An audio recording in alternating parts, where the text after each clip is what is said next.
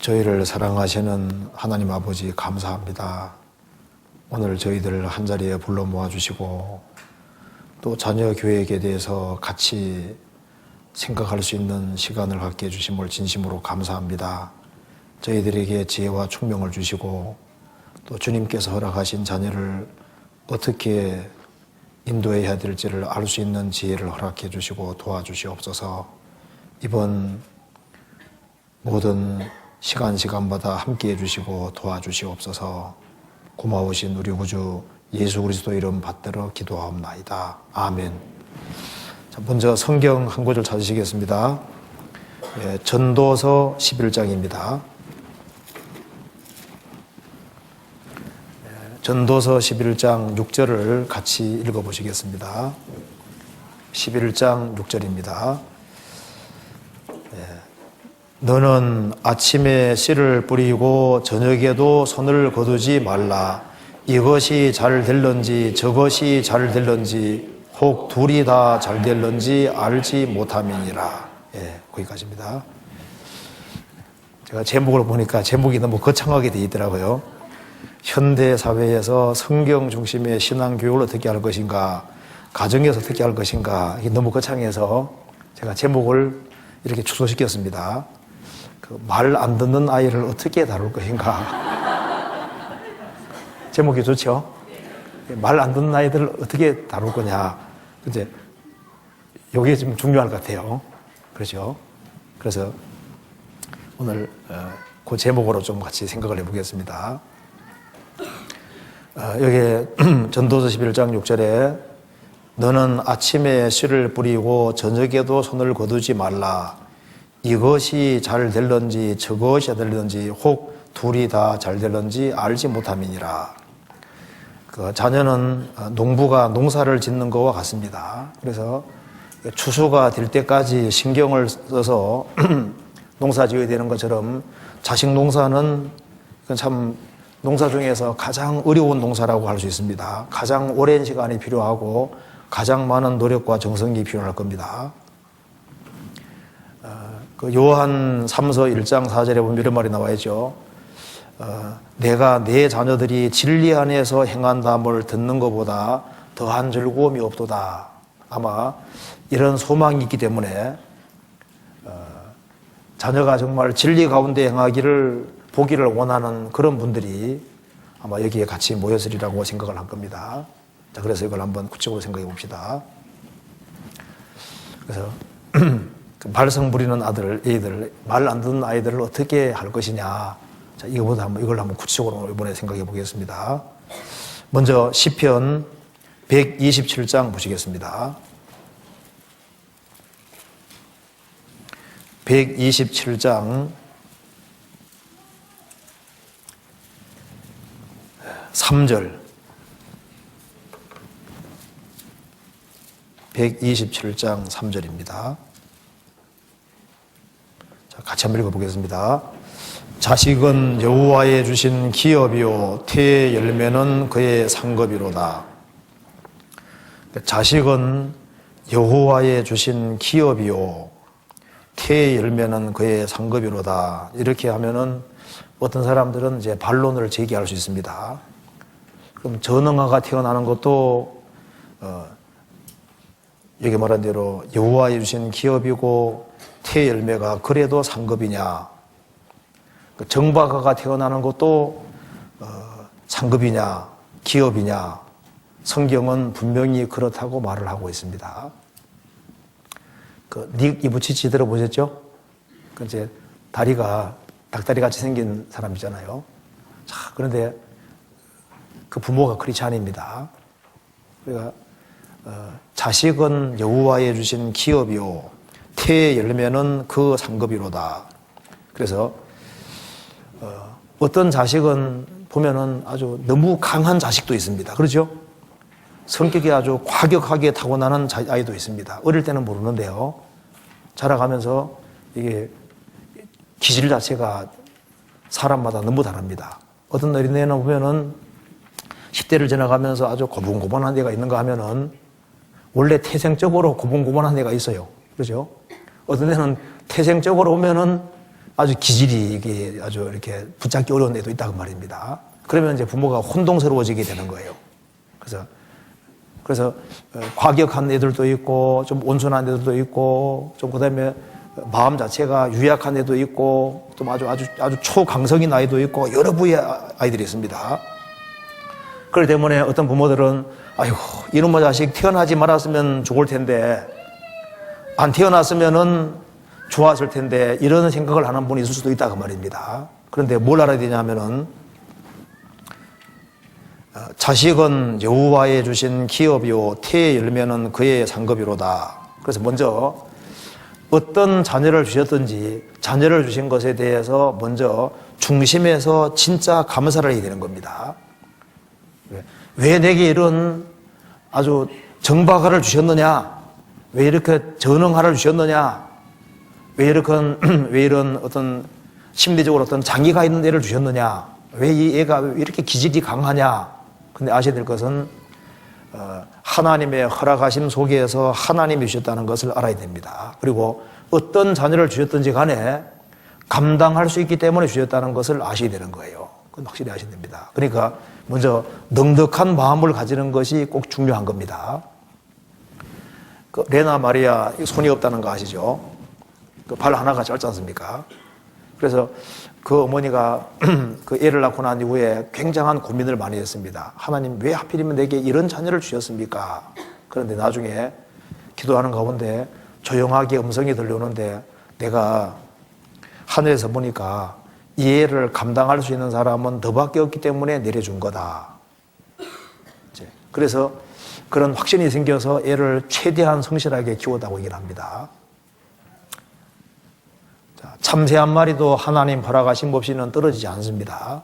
그래서 하나님께서 자녀를 내려주실 때 이 자녀를 누구에게 내려주면 좋으나 이렇게 보시고 내려주신 거예요. 자, 얘는 보면 이거 까다로운 애인데 이 까다로운 얘를 어느 부모에게 내려줘야 좋겠느냐. 그 하나님 생각했습니까? 안 했습니까? 생각했어요. 얘를 두면은 누가 감당할 수 있겠나. 생각했습니까? 안 했습니까? 생각했어요.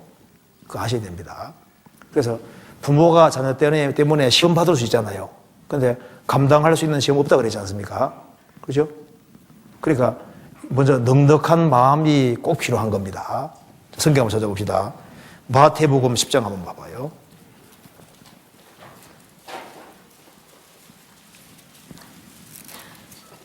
네, 10장 29절.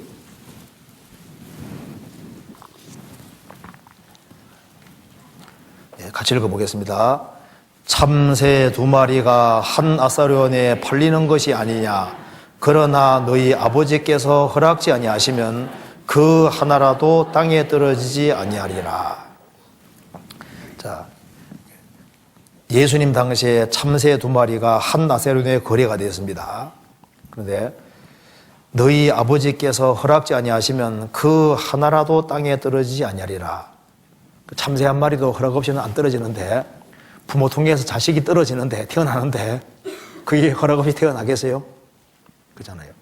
그러니까 뭘 알아야 되냐면 먼저 하나님의 목적과 계획 속에서 자녀가 태어난다는 걸 분명히 알아야 된다고 말입니다. 그건 틀림없습니다. 그걸 믿지 않으면 안 되거든요.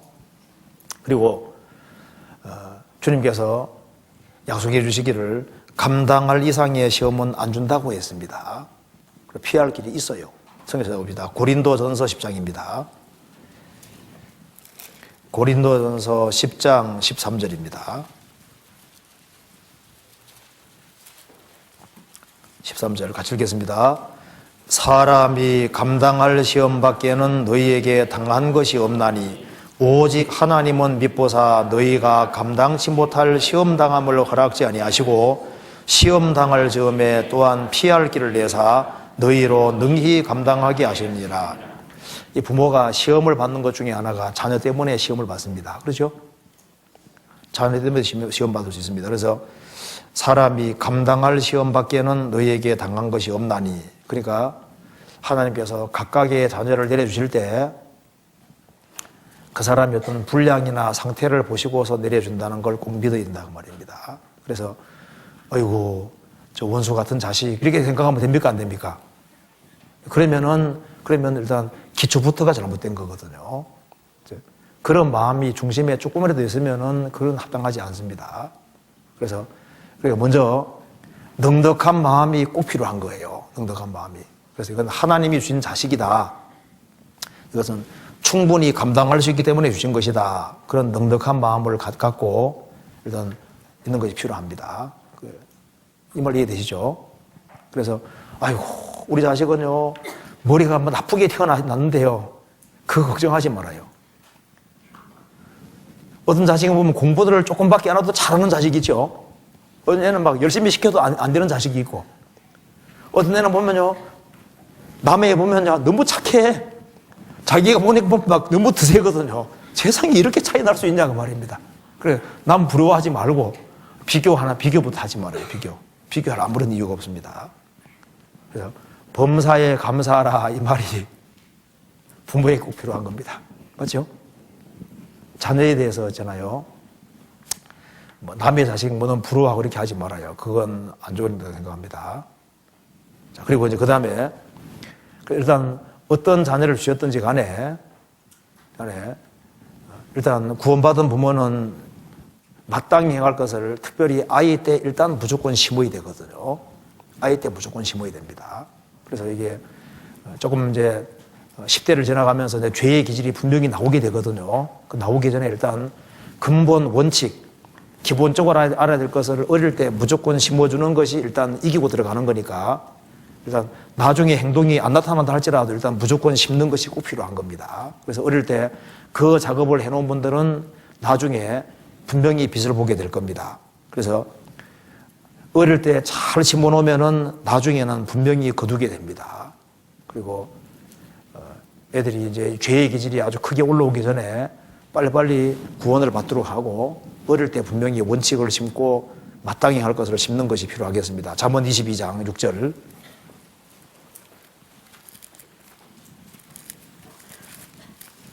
22장 6절을 보시겠습니다.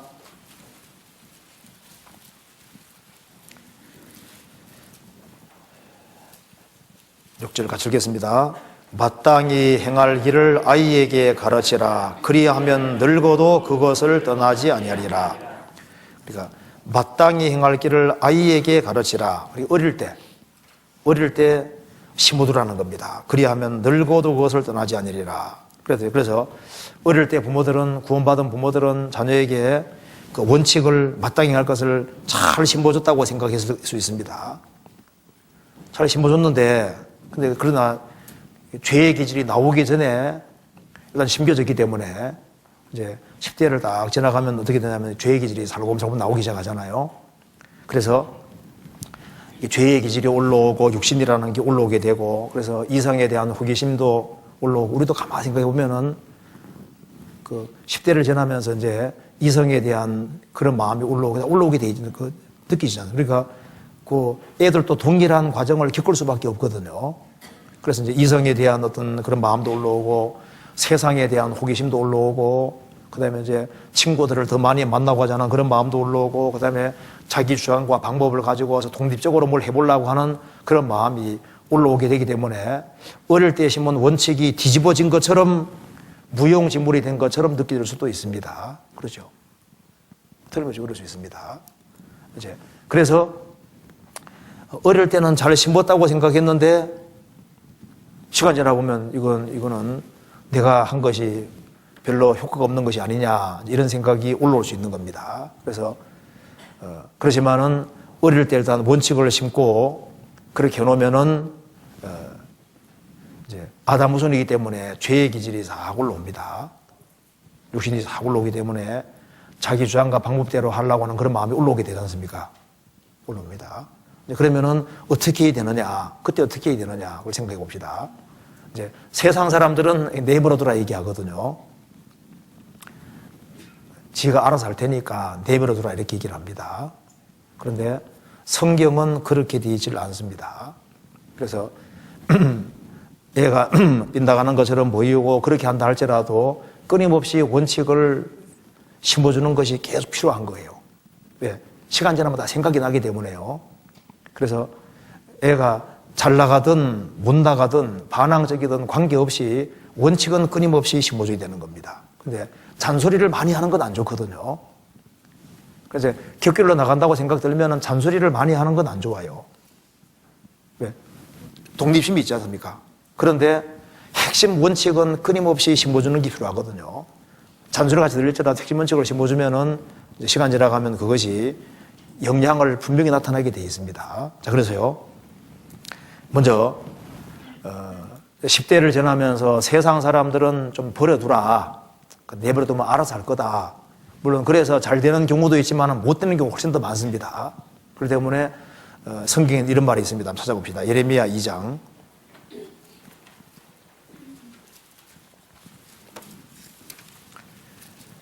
예레미야 2장 9절. 9절. 9절을 같이 읽어보겠습니다. 그러므로 내가 여전히 너희와 다투고 너희 후손과도 다투리라. 여호와의 말이니라. 여기 이스라엘 백성들이 곁길로 갈 때 하나님께서 가만 방치하셨느냐? 아닙니다.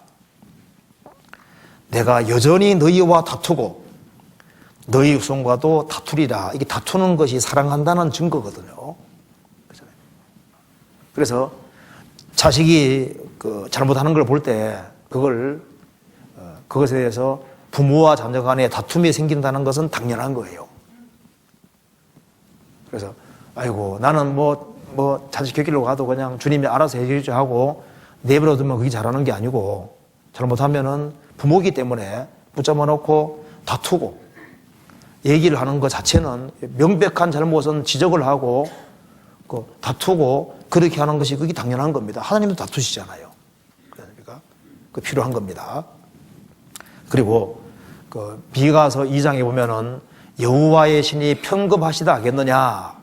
이스라엘이 백성이 깃길로 갈 때 성령께서 아주 막 재촉하고 닥달을 하니까 하나님의 신이 너무 성급하다고 이스라엘 백성 주장했습니다. 성급한 게 아니라 사랑하는 이스라엘 백성이기 때문에 깃길로 가려고 그럴 때 부모가 잔소리를 하고 하는 것처럼 하나님의 성령께서 막 책망을 하고 얘기를 했거든요.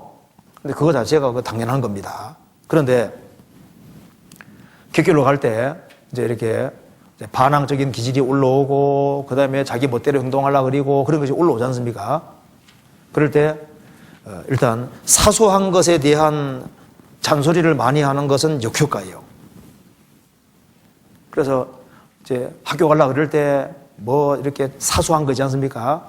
그렇기 때문에 덜덜 볶는 식으로 이렇게 하는 것은요, 그거는 좋은 게 아닙니다. 그래서요, 이제 자녀가 이제 분말을 이제 안 듣기 시작하기 때문에 부모는 일단 화가 나니까 어머님들이 막 어떻게 합니까? 덜덜 볶잖아요. 기분 나쁘니까 이제 학교 갈 때마다 기분 나쁘게 하니까 애는 학교 갈 때마다 기분 나쁜 거예요. 근데 그 짜잘한 것에 대해서 그렇게 지적을 하고 왜 가방을 그런 거 들고 가냐? 어떠냐? 양말이 왜 그 모양이냐? 신발 왜 그런 거 신고 가냐? 그런 것은 이거 신고 가지고 그건 문제 삼을 게 없거든요. 그런데 잔소리가 이제 말 잘 들을 때는 잔소리가 없어지잖아요. 안 듣나 싶으면 잔소리가 늘어나거든요. 그러니까 여기 잔소리를 많이 하면 이게 역효과가 될 수밖에 없어요. 그러면 이제 이것이 왕왕왕 이렇게만 들리고 하나도 이게 안 들어오는 거예요.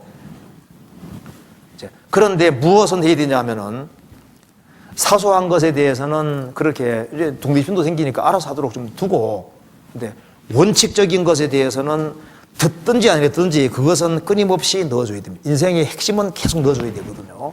그래서 그 애가 반항적이라 할지라도 원칙은 끊임없이 심어주고 일깨워주고 이렇게 해야지 시간 지나가면은 결실이 반드시 나오게 되는 겁니다. 뭘 심어줘야 되냐 하면은 또 너무 많은 걸 심어주려 하지 말아요. 부모들은 욕심이 있기 때문에 많은 거 막 심어주려고 그러거든요. 그러지 말고 어릴 때는 순종을 잘했잖아요. 근데 이제 좀 시간 지나가면 멋대로 하고 싶은 마음이 올라오지 않습니까? 그래 멋대로 한다 할지라도 그래도 불러놓고 순종이 중요하다는 것 자체를, 위아래를 꼭 알아야 된다는 것 자체를 왜 한번 반항하는 마음이 올라올 수도 있지 않습니까? 그렇지만은 위아래가 중요하다는 걸 끊임없이 심어줘야 되거든요. 그래서 이제 여기 이제 우리가 이제 끊임없이 반복적으로 심어줘야 될 것을 생각을 해야 될 것이 너무 짜잘한 거 말고 그건 많이 해주는 거 좋은 거 아닙니다. 근데 항상 인생 살아가면서 꼭 필요한 것이 있거든요. 그래 뭘 심어줘야 되냐 하면은 잔소리 같이 들을지라도 끊임없이 넣어줘야 될 것 중에서 첫 번째가 인생 살아가면서 위와 아래는 있는 거다. 위가 있고 아래가 있기 때문에 아래에 있는 사람은 어쨌든 순종하는 것은 이건 원칙이고 법칙이고 이게 기초라는 것 자체를 이건 안 넣어줄 수 없는 거예요. 그래서 왜 이렇게 해야 되냐 하면은 하나님은 창조주시기 때문에 하나님은 창조주시니까 창조주는 피조물보다 위에 있고 피조물은 아래 있을 수밖에 없습니다. 그러니까 하나님이 계시기 때문에 위아래가 성립을 할 수밖에 없잖아요. 그렇기 때문에 하나님은 모든 인간이 살아가면서 제일 먼저 알아야 될 것이 위아래가 있다는 걸 알고 아래에 있는 존재는 위에 있는 사람에게 존경하고 높여야 된다고 하는 그 원칙이잖아요. 그러니까 이게 원칙이 중요하니까 부모 말에 어릴 때는 순종했지만 반항하는 마음이 올라온다 할지라도 그래도 순종이 중요하다는 걸 끊임없이 이렇게 넣어주고 그래서 위아래가 있고 순종하는 것은 절대적으로 인생에서 필요한 거다. 그걸 끊임없이 넣어줄 필요가 있는 겁니다. 이건 인생에서 핵심이고 제일 중요한 거거든요. 그러면은 이제 불순종의 길을 걸어가면 만사가 불통이고 안 되게 돼 있거든요. 문제가 많이 생기게 돼 있으니까 스스로 깨달을 날이 오고 깨닫게 되는 겁니다. 그리고 또 한 가지는 자기에게 주어진 일은 많이 하든 조금 하든 매번 계속적으로 해야 된다고 하는 그거, 그러니까 성실입니다. 성실. 그러니까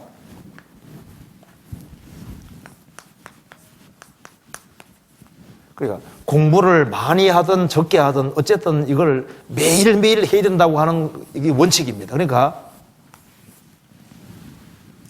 매일매일 성실하게 살아가는 원칙이기 때문에 이제 뭘 조금 빗나가는 기타 할지라도 기본적으로 해야 될 것은 계속 해나가면서 할 수 있도록 그러니까 성실은 중요한 것이라는 걸 계속 넣어줄 수밖에 없거든요. 그래서 이제 성경을 정리하는 것도 이제 뭐 2장을 정리하든 1장 정리하든 어쨌든 간에 매번 하도록 성실하게 하도록 성실은 중요하다는 걸 계속 넣어줄 수밖에 없어요. 또 한 가지는 이성교제는 절대 안 된다. 발각이 되면은 쫓아가서라도 어떻게 됩니까? 그러니까 그물 완전히 꽉 걷고 파토를 놓아야 되거든요. 부모가 쫓아가서 확 이렇게 그물 걷어버려야 돼요. 그죠? 쫓아가서 분명히 그물 걷어야 되거든요. 그거 부모가 알았다 그러면 어떻게 됩니까? 알았다 그러면 쫓아가가지고 금 안 걷으면 안 됩니다. 그러죠? 자기가 알아서 끊겠지 이렇게 생각하면 안 돼요. 쫓아가서 무조건 끊게 만들어야 됩니다. 이성교제는 하늘 뚝 놔도 안 된다. 그거는 부모가 아는 한에는 그물 완전히 확실히 거의 되거든요. 그래서 이게 머릿속에 확 박히게끔 그렇게 만들 수밖에 없습니다. 그리고 또 한 가지는 이제 정직이 중요하다는 것을 계속 심어줘야 되고 그리고 이제 나중에 이제 매를 때리는 거 좀 말씀드릴 건데요. 정직이 중요하다는 것을 끊임없이 이렇게 그러니까 제시해야 되는 거니까 그러니까 원칙을 가지고서 원칙적인 것은 항상 넣어주는 그러니까 몇 개 안 되지 몇 개 안 됩니다. 제 생각할 때는 몇 개 안 됩니다. 일단 위아래를 꼭 알아야 된다. 그래 위아래가 있기 때문에 일단 부모에게 불순종하면은 그 자식은 잘못되는 거다. 그걸 끊임없이 넣어주는 게 필요하고 그 다음에는 어쨌든 공부를 많이 하든 적게 하든 일단은 매번 공부를 매일매일 꾸준히 하는 것은 성실하게 살아가도록 꼭 만들어야 되거든요. 그거는 성실은 원칙이기 때문에 그럴 수밖에 없는. 그래서 이성교제는 안 된다. 그건 그물 확실히 그어야 됩니다. 그리고 어쨌든 정직해야 된다. 거짓말이 드러나면 솔직하게 자백을 하고 정직해야 된다는 것을 이제 그것을 제시하고 그리고 너무 많은 요구 조건을 달면 안 좋습니다. 자유롭고 싶고 하거든요. 그래, 너무 많은 걸 집어넣을 생각하지 말고 일단 그 핵심에 해당되는 것은 끊임없이 이렇게 집어넣는 게 필요할 것 같습니다. 그리고 또 한 가지는요, 이제 이 애가 이제 10대를 지나면서 이제 좀 이렇게 말썽 피우고 이렇게 말 안 듣기 시작하지 않습니까? 그때 부모에게 제일 필요한 것이 기도하는 것인데 지금 가장 필요할 때가 됐거든요. 그래서 어릴 때도 기도했지만은 자녀가 이제 10대를 지나가면서 이렇게 말썽 피우는 그런 나이가 되겠다 싶으면요, 그때부터는 기도를 해야 되고, 특별히 이제 자녀 중에 아주 기질이 원래 강한 사람이 있어요. 어릴 때는 몰랐는데 나올 수 있거든요. 그러니까 그 하나님께 기도하고, 하나님 손이 전능하신 손이니까 하나님께 그 기도하는, 그래서 기도를 하면은 틀림없이 전능하신 손길이 거기에 움직이게 되어 있습니다. 그래서 어거스틴은 육신적인 기질이 아주 엄청 강한 사람이었습니다. 그런데 모니카가 그 자식을 위해서 끊임없이 기도해서 결국은 자식을 바꿔놨지 않습니까?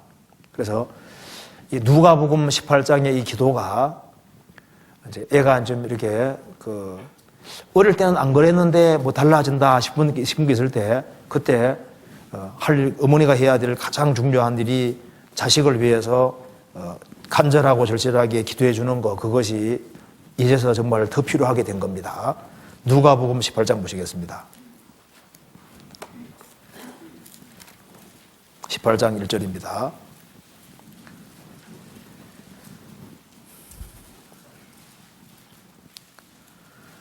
항상 기도하고 낭망치 말아야 될 것을 저희에게 비유로 하여 가라사대, 어떤 도시에 하나님을 두려워 아니하고 사람을 무시하는 한 재판관이 있는데, 그 도시에 한 과부가 있어 자주 그에게 가서 내 원수에 대한 나의 원한을 풀어서 하되, 그가 얼마 동안 듣지 아니하다가 후에 속으로 생각하되, 내가 하나님을 두려워 아니하고 사람을 무시하나 이 과부가 나를 번거롭게 하니 내가 그 원한을 풀어주리라. 그렇지 않으면 늘 와서 나를 괴롭게 하리라 하였느니라. 주께서 가라사대, 불의한 재판관의 말한 것을 들으라. 하물며 하나님께서 그 밤낮 부르짖는 택하신 자들의 원한을 풀어주지 아니하시겠느냐? 저희에게 오래 참으시겠느냐? 그러니까 이 자녀가 사탄에게 끌려가면은 부모님 마음이 제일 속상하게 되는 거지 않습니까? 그러니까 자녀가 잘 돼야 되기 때문에 부모에게 원한이 있습니다. 그래서 이 원한을 풀어줄 수 있는 분은 주님밖에 없으니까, 불의한 재판관도 번거롭게 하니까 조처를 취해 줬는데, 하나님은 불의한 재판관이 아니고 살아계신 하나님이시고 가장 인자하신 분인데 밤낮 부르짖는 택한 자들의 원한을 풀어주지 아니하시겠느냐? 저희에게 오래 참으시겠느냐? 우리 참지 않습니다. 그래서요, 우리가 이런 거 생각해야 됩니다. 우리 자식은 안 된다, 그렇게 생각하면 그거는 내가 안 되는 것이지 하나님이 안 되는 게 아니거든요. 그렇잖아요. 자, 전능이라는 것은 자, 태양 멈추는 것이 해와 달과 별을 서게 하는 것이 더 전능하신 하나님 볼 때 더 힘든 겁니까? 아니면은 엘리사 당시에 생도가 이제 나무를 찍다가 도끼자루가 휙 날아가서 이제 물속에 들어갔잖아요. 그걸 막대기에 던지니까 또 올랐거든요. 쇠 도끼가 또 올랐습니다.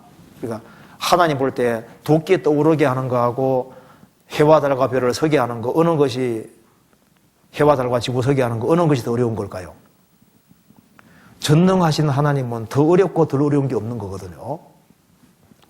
물을 포도주로 만드는 것이나 죽은 지 나흘 된 나사로 살리는 것이나, 주님 볼 때는 전능하신 분이기 때문에 더 어렵고 덜 어려울 거가 없는 거예요. 그래서 우리 자식은 더 어렵다, 덜 어렵다, 그거는 주님 앞에는 그런 건 없는 겁니다. 주님은 전능하신 분이니까 기도하고, 그리고 자기 할 것을 하고 있으면 때가 되면 주님 바꿀 수 있는 능력이 있는 거예요. 그래서 체벌이라든가 어떤 외적인 것은 바꾸어도 중심을 바꿀 수 있는 건 아니잖아요. 중심을 바꿀 수 있는 분은 마음을 만드신 하나님만 바꿀 수 있는 겁니다.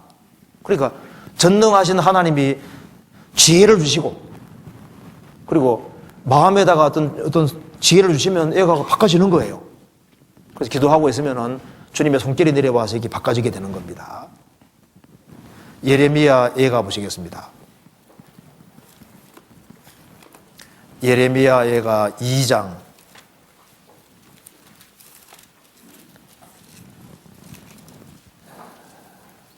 19절 2장 19절 같이 읽어봅시다. 밤 초경에 일어나 부러지질지어다. 내 마음을 주의 얼굴 앞에 물 쏟듯 할지어다. 강머리에서 주려 혼비한 내 어린 자녀들의 자녀 생명을 위하여 주를 향하여 손을 들지어다 하여도다. 이게 밤 초경이 일어나 부르짖을지어다. 내 마음을 주의 얼굴 앞에 물 쏟듯 할지어다. 마음을 물 쏟듯 할지어다. 마음을 주님 앞에 완전히 들어놓으라는 얘기죠. 각 길머리에서 줄여서 혼비한 내 어린 자녀들의 생명을 위하여 주를 향하여 손을 들지어다. 기도할지어다. 이건 뭐 하나님이 할 수밖에 없는 일일 경우에 하나님이 하시도록 그렇게 할 필요가 있습니다. 그리고 사람이 자기의 마음으로 교회에 갈지라도 걸음을 인도하는 자는 여호와시라고 말씀하기 때문에 전능하신 하나님의 손이 자녀를 만드셨고 전능하신 하나님의 손이 있기 때문에 어느 정도까지는 곁길로 간다 할지라도 내가 여기까지 오고 한계라는 게 있어요. 하나님 허용하시는 범위가 있거든요. 그리고 전능하신 하나님께 내려올 거니까 걱정하지 말아요. 그래서 전능하신 하나님의 손이 만드셨고 인생길은 자기가 원한다고 할 수 있는 게 아니거든요.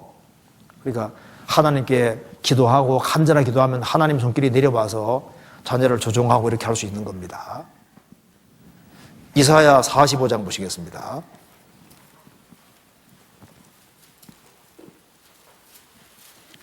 이사야 45장 11절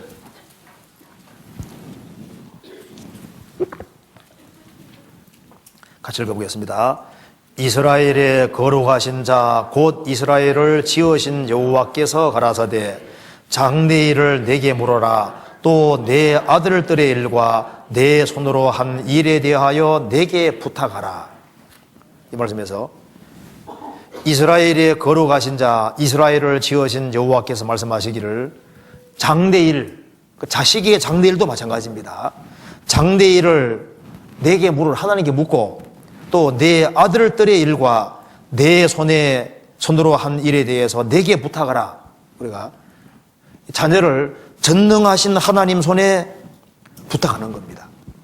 그래서 성경에 이런 말 나와 있죠. 여호와의 손이 짧아졌느냐 그런 말씀이잖아요. 이스라엘 백성들이 고기 달라고 막 울어졌으니까 하나님 어떻게 할까요? 하나님 말씀하시기를 내가 하루나 이틀뿐 아니라 열흘이 아니라 20일이 아니라 코에 냄새가 나도록 내가 먹여주겠다. 그러니까 모세가 아이고 하나님 이거 뭐 양떼를 잡은들 숫대를 잡은들 바다 물고기 잡은들 어떻게 이걸 이렇게 많은 인구를 먹일 수 있겠습니까? 하니까 하나님께서 역정을 내셨죠. 여호와의 손이 짧아졌느냐? 그렇게 말씀하셨습니다. 내가 그 정도도 못할 뿐인 줄 아느냐? 그렇게 말씀하셨습니다. 그래서 얘가 이제 이 골칫거리다, 문제거리다 이런 생각이 들기 시작하면은 이제 정말 무릎을 꿇어야 됩니다. 자녀에 대해서는 무릎을 꿇고 전능하신 하나님께 부탁하고 하나님께서 인도해 주기를 그렇게 바라고 하면은 사람이 마음으로 교회에 갈지라도 자기 원대로 갈 수 있는 길이 아닙니다. 이제 그리고 또 한 가지는요, 기도해 주는 것도 중요하고 또 한 가지는 그 사랑이라는 것이 참 중요한 거지 않습니까? 그 사람 마음은 그냥 안 바꿔집니다. 사랑을 일단 자기가 사랑받고 있다는 것을 중심에서 느껴야지 바꿔지거든요. 그러니까 이제 이 사람 마음은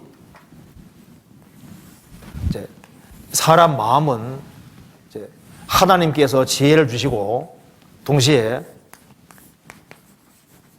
사랑받고 있다는 것을 느끼면 어쨌든 간에 이게 마음에 들어가는 거예요. 그래서 사람 마음을 움직이는 지렛대가 뭐냐?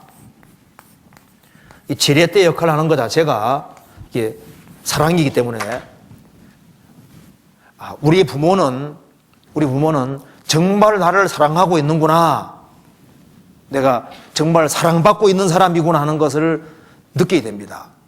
그 속에서 그게 정말 자기의 중심에서 그렇게 느끼고 살아봤으면은 그 충고를 한다든가 그 다음에 이제 매를 때린다든가 그렇게 해도 그것이 노여움으로 끝나지 않게 되거든요. 근데 우리 어머니 아버지가 나를 정말 미워한다. 자식이 정말 미워한다고 생각하는 속에서 매를 때리면 별로 효과가 없거든요. 그러니까 평상시에 내가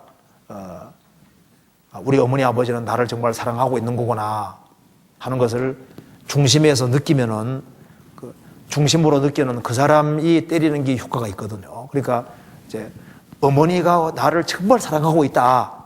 그걸 정말 느끼면은 그 느끼는 그 사람, 그 부모가 매를 심하게 때려도 절대 문제 안 생깁니다. 근데 미워하는 사람이 때리면 더 미워하거든요. 나 때려서 하고 있잖아요. 나중에 문제 삼는다고요. 그런데 사랑하는 마음을 가지고 있는 것을 알면서 할 때는요, 들어가거든요. 그래서요, 일단 이렇게 하는 게 좋겠습니다. 자녀가 이제 이렇게 바르게 행치 않을 때 어떻게 해야 되냐면요, 항상 기뻐하라고 해서 자녀가 행동을 함부로 하지 않는데 자녀 보는 앞에서 항상 기쁘고 살아가면 됩니까? 안 됩니까? 그거 합당하지 않거든요. 자녀가 행동을 바르게 하지 않을 때는 부모가 하나님의 성령 근심하게 하지 마라 그랬죠. 성령도 근심하잖아요. 그래서 자녀가 바르게 행동하지 않을 때 항상 기뻐하라 그랬으니까 기뻐하는 마음으로 살면요, 자녀가 볼 때 그거 합당하지 않은 거예요. 그래서 어떻게 되냐면은 자녀가 합당하지 않을 때 어머니가 막 들어놓은 모습이라든가 근심 걱정하는 모습이라든가 그게 잘 안 되면 일부러라도 해야 돼요.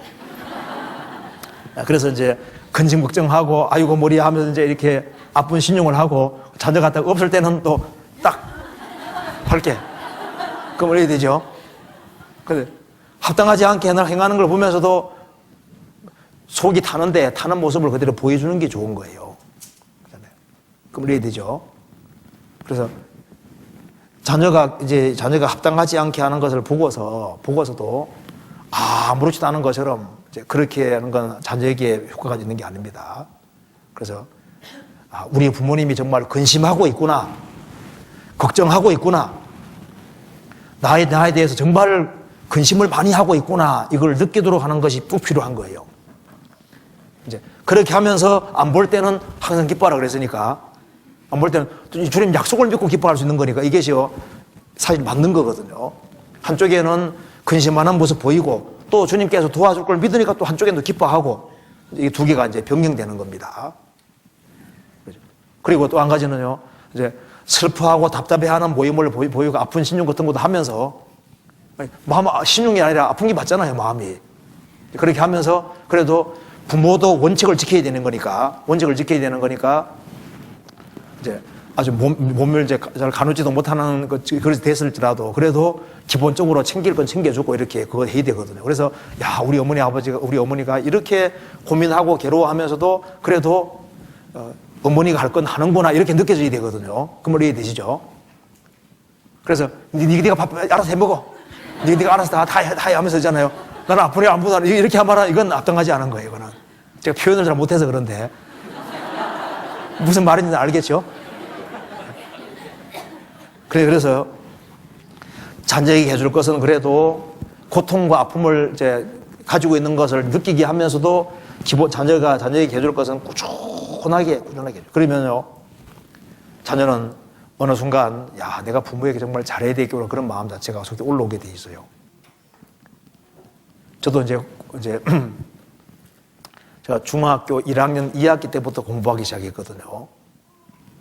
초등학교 때는 이제 공부를 좀 하려고 하는 마음도 있었는데 저는 학교 들어갈 때 아무것도 8살까지 아무 생각 없이 그냥 집 가까이서 그냥 멍하게 있다가 학교 나가가지고 전혀 배운 게 없었어요. 저희 어머니 아버지는 장사하느라 바쁘고 바깥에 이제 일하니 바쁘시니까 저는 학교 이제 초등학교 1학년 이제 들어갔는데 선생님이 말할 때 무슨 말인지를 하나도 못 알아듣겠는 거예요. 배운 게 있어야죠. 그래서 이제 뭐 숙제 오라 그러면 숙제 오라는 또 뭔지도 모르고 반대말 오라는 반대말이 뭔지도 모르니까 그러니까 갔다 오면 뺏기는 식으로. 그러니까 전혀 이제 뭐 배경이 지금 아무것도 없었죠. 그래서 이제 공부를 해보려고 하는 마음은 있었는데 누가 가르치는 사람도 없고. 그런데 이제 중학교 1학년 2학기 때가 되니까요. 야, 우리 어머니가 저렇게 고생하는데 저희 아버지는 사업에 실패하고 이제 집은 영락했고 그런데 야, 우리 어머니가 저렇게 고생하는데 내가 효도해야 되겠다. 그런 마음이 올라오더라고요. 그래서 이제 공부 좀 해보자. 그 마음에 딱 들어가더라고요. 그러니까 제가 느낀 것이, 아, 그렇다. 맞아. 어머니 아버지가 고생하고 수고하는 모습 보이고 자식 걱정하는 그런 모습을 보이면 자녀 마음이 움직이게 돼 있어요. 움직이고 어느 날 철이 딱 들거든요. 그러면 아, 내가 정말 부모를 기쁘게 해주기 위해서 뭔가를 해야 되겠다. 그런 의지가 생길 수 있도록 그렇게를 하는 게 필요하고요. 그리고 이제 잘하는 것은 칭찬해 주되 칭찬을 남발하면 남발하지는 말아요. 너무 칭찬만 해주는 식으로 하는 것도 잘하는 게 아닙니다. 칭찬해 줄 때 가끔씩 이렇게 봐서 이렇게 해줘야지 칭찬 남발하지 말아요. 칭찬을. 요즘 막 상장 남발하는 식으로 막 하는데 하지 말고 칭찬해 주되 칭찬을 너무 남발하는 것은 꼭 좋은 게 아니거든요. 그리고 이제 사랑이라는 건 결국은 믿어주기 때문에 자녀에 대해서 우리 부모님이 내가 이렇게 뒷길로 나가도 우리 어머니가 내가 잘 될 것을 믿어준다. 그래서 우리 어머니 아버지는 내가 지금은 이럴지라도 나중에는 잘 될 거라고 믿고 계시다. 그런 생각은 가지게 해주는 게 필요하거든요. 이심전심입니다. 언젠가는 철이 들겠지. 그런 마음을 항상 가지고 있다는 것을 보여주는 건 필요하거든요. 잠언 27장 찾아봅시다.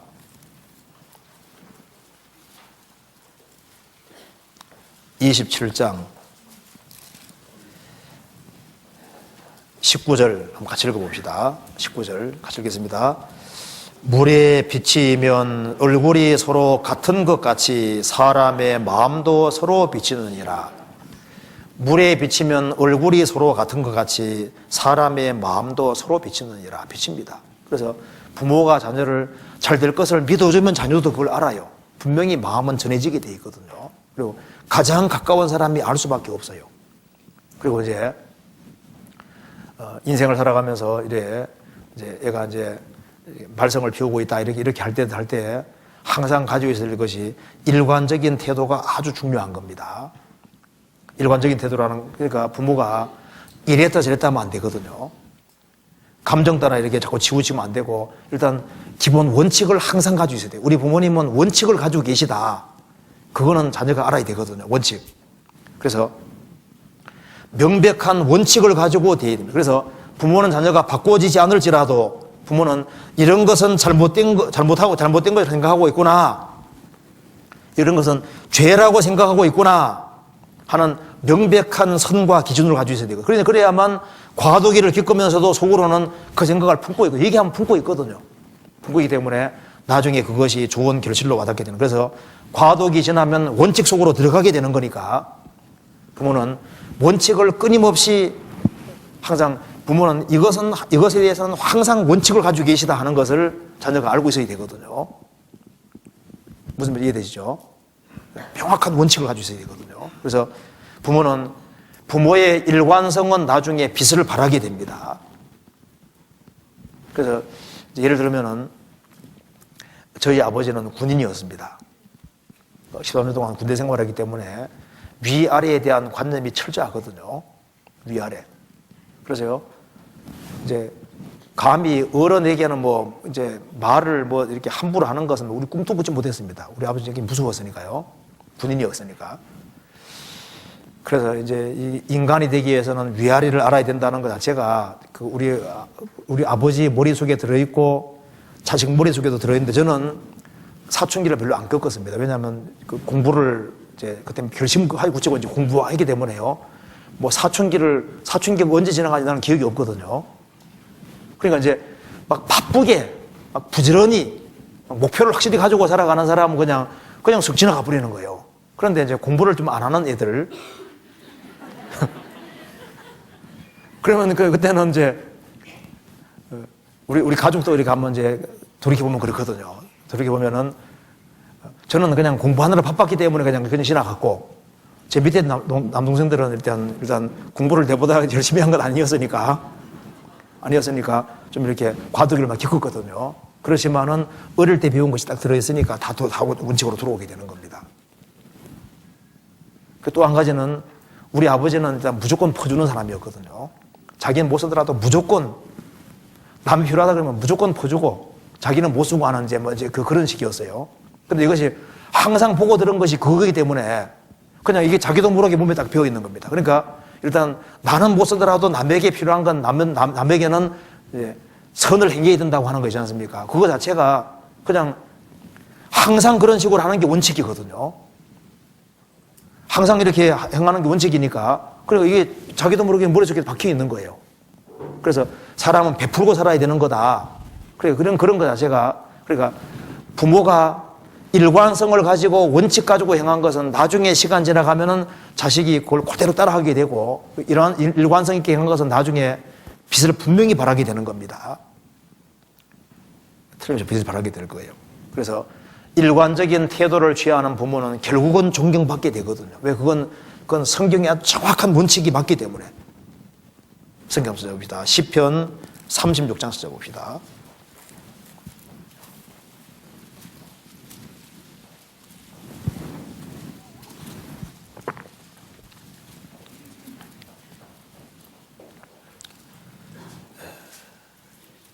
(6절입니다) 주의 의인은 하나님의 산들과 같고 주의 판단은 큰 바다와 일반이라 여호와여 주는 사람과 짐승을 보호하시나이다. 이 말씀에서 여호와여 주의 의인은 하나님의 산들과 같고, 이 의라는 산들이라는 것은 거대한 상을 가리킵니다. 하나님의 의인은, 하나님의 의로운 말씀 한마디 한마디는 거대한 산들과 같고 주의 판단은 큰 바다를 일반이라. 그러니까 하나님께서는 바다는 넓지 않습니까? 어느 사람 공부 아주 많이 하고 경험이 많이 있는 사람이 한마디 딱 하면 그 맞는 말이거든요. 주님은 영원부터 영원까지 계시고 모든 것에 대한 해답을 알고 계시는 분이기 때문에 그분이 말씀하신 것이기 때문에 하나님께서 정확히 말씀하신 아주 확고한 말씀은 원칙이기 때문에 그 확고한 말씀을 부모가 견지하고 살아가면은 나중에 우리 부모는 그걸 끝까지 고수하고 있거나 그 명확한 원칙까지 있구나 하면요 자식이 과도 겪으면서도 시간 지나가면 어떻게 됩니까? 원칙 안에 들어오게 되는 겁니다. 그렇잖아요. 참 그렇게 될 겁니다. 그 또 한 가지는요, 부모는 자녀에게 부모가 하나님을 섬기고 있다는 모습을 보여줘야 되는 거잖아요. 우리 부모님은 정말 하나님을 섬기는 부모다. 그리고 하나님을 섬기는 부모라는 것을 자녀가 느끼게 해줘야 되거든요. 그래서 먼저 부모가 하나님과 친하게 지내는 거지 않습니까? 친하게 지내고 우리 부모님은 진짜 하나님 가까우신 분이구나 하는 것이 느껴지면요 얼마나 좋겠어요. 제가 얘기를 한번 해드리겠습니다. 여기 이제 세계적으로 유명한 오페라 가수 할버튼이 어느 날 어린 아이들이 친구들과 대화 나오는 내용을 듣게 됐는데 한 소년이 말하기를 우리 아버지는 이 도시의 사장님과 아주 친하셔 하니까 이제 그 아들이 말하기를 조금도 망설임 없이 대꾸하면서 그래 우리 아버지는 이 세상을 창조하신 하나님과 친하셔. 그 말을 듣고 할버튼은 그 아들 말 듣는 순간에 너무 감격해서 눈물을 쏟을 뻔했다 그럽니다. 그래서 이 어릴 때 하나님을 심어주는 게 이게 소중한 거라는 걸 알게 됐다고 말입니다. 그러니까 아이들에게 우리 부모님은 하나님을 섬기는 분이시구나. 그리고 정말 하나님과 가까이 지내려고 하고 하나님과 함께 하시는 그런 부모님이시구나. 이제 그래서 하나님과 가까이 지내는 분이구나. 그걸 자기가 느낄 수 있도록. 그리고 또 한 가지는 그렇게 하고 묵시가 없으면 백성이 방자행한다 그러잖아요. 그래서 뭔가 꿈이 있고 비전이라는 게 있어야 되는데 먼저 부모가 꿈과 비전 가지고 살아가면 자식은 결국은 따라오게 되는 겁니다. 그래서 하나님을 섬기고 살아가는 것이 가장 영광스러운 것이라고 하는 것을 부모가 그렇게 생각하고 살면은 자식은 그걸 따라오게 되는 거지 않습니까? 그런데 이제 구체적으로 한번 생각을 해봅시다. 자녀가 말을 안 들을 때 이 말 안 듣는 원인은 도대체 뭔지를 생각해 봐야 됩니다. 첫 번째, 이제 제가 생각을 해보니까 이제 아마 이런 원인이 있을 거예요. 첫째, 어릴 때 방치해서 그렇게 된 경우도 있습니다. 부모가 바쁘다는 핑계 대고 자녀를 방치해서 그렇게 되는 경우가 이제 말을 안 듣게 되는 원인이 될 수 있고, 또 한 가지는 기질적으로 아주 강성인 아이가 있습니다. 태어날 때부터 기질이 강한 아이가 있거든요. 근데 어릴 때는 이게 감춰져 있는 거예요. 10대를 지나면서 아주 이게 강성이 나오게 되는 거예요. 그러니까 원래 특별하게 기질이 아주 강하게 태어난 아이가 있습니다. 그리고 이제 성씨하고 꼭 관계 있는 건 아닌데요. 집안 흐름 중에 또 아주 강한 또 집안도 있죠. 그거는 뭐 또 집안 흐름도 있고, 할 때 또 특별한 예외적으로 그런 경우가 있을 수 있어요. 그러니까 이것은 부모는 열심히 하려고 했지만은 타고난 기질이 어릴 땐 감춰져 있다가 나중에 탁 나오는 경우가 있습니다. 부모도 놀라는 그런 경우가 있을 수 있습니다. 그런 경우가 또 한 가지는 시부모에게 혹은 친정 부모에게 잘못해서 징계로 주님께서 당분간 자녀의 어떤 눈을 멀게 하는 경우도 있을 수 있어요. 그래서 부모에게 잘못 행한 것에 대해서 자식을 통해서 징계받도록 하기 위해서 얼마 동안 자녀 이제 눈을 가려서 자녀가 이제 이게 말썽을 부리게 되는 그런 경우가 있을 수도 있거든요. 그러니까 원인이 뭔지를 찾는 게 참 중요한 겁니다. 그리고 또 한 가지는 대화 부족과 단절로 서로의 마음이 다쳐 스스로 곁길을 감으로 자녀가 어릴 때 부모에게 어떤 이렇게 당한 것이 있기 때문에요.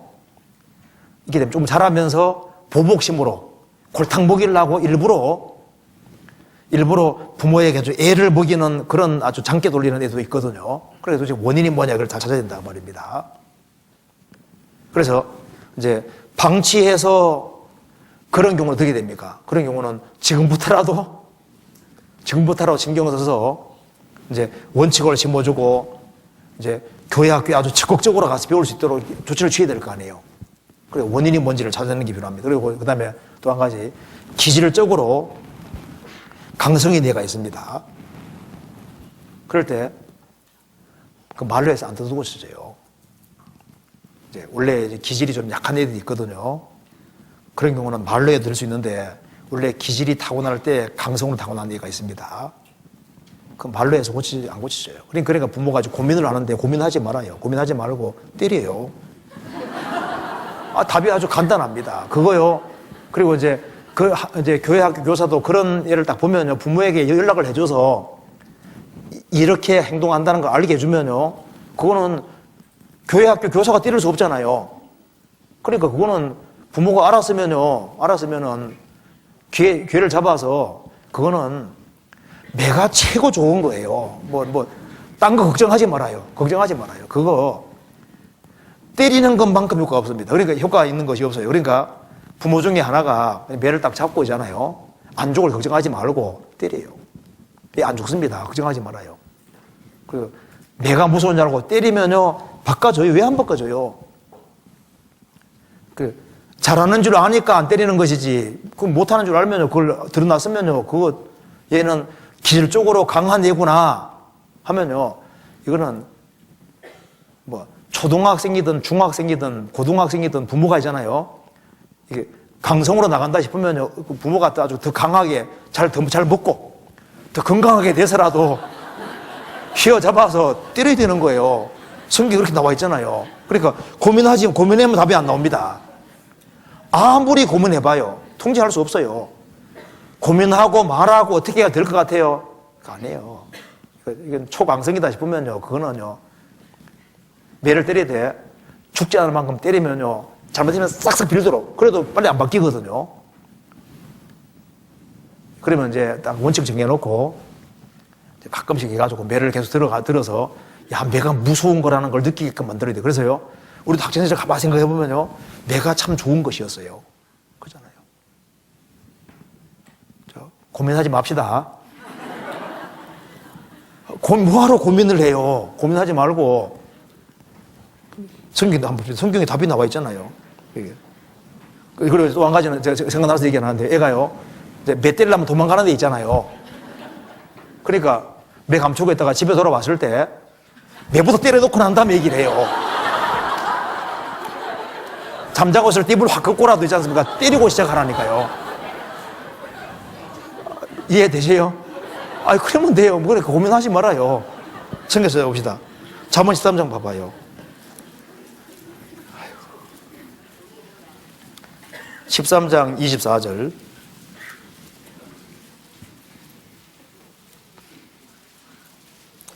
한번 같이 읽어봅시다. 초다를 참아 못하는 자는 그 자식을 미워함이라. 자식을 사랑하는 자는 근실이 징계하느니라. 초다를 참아 못하는 자는, 매를 못 때리는 사람은 그 자식을 미워함이라. 그 자식을 사랑하는 자는 근실이 징계하느니라. 그렇죠. 잠언 23장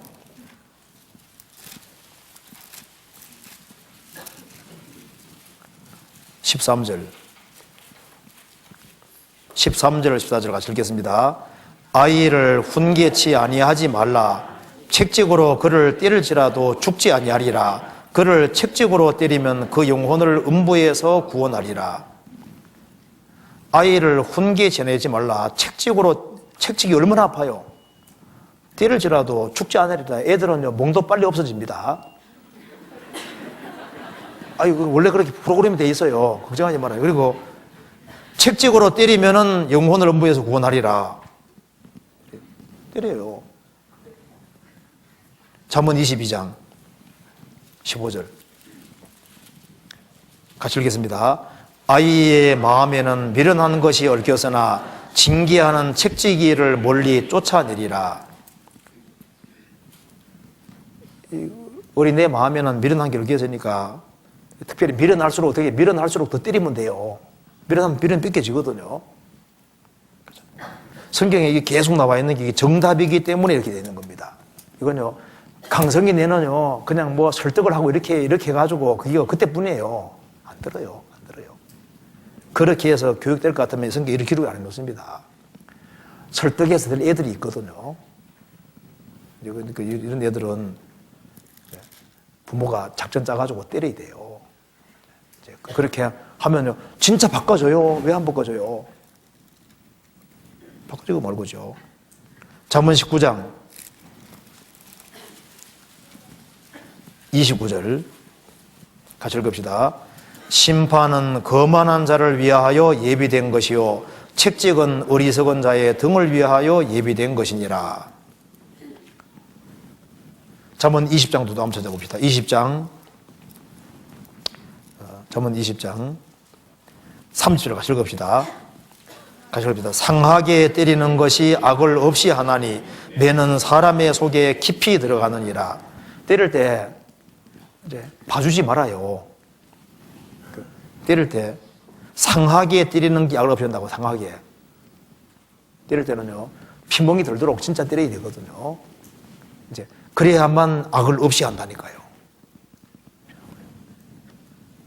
그래서 얘가 이게 기질적으로 좀 다루기 어렵다 싶으면 연락을 해줘가지고 그걸 알려줘야 되는 거예요. 그렇게 하면은 바꿔지게 돼 있어요. 성경이 정답인데 그럴 수밖에 없잖아요. 또 한 가지는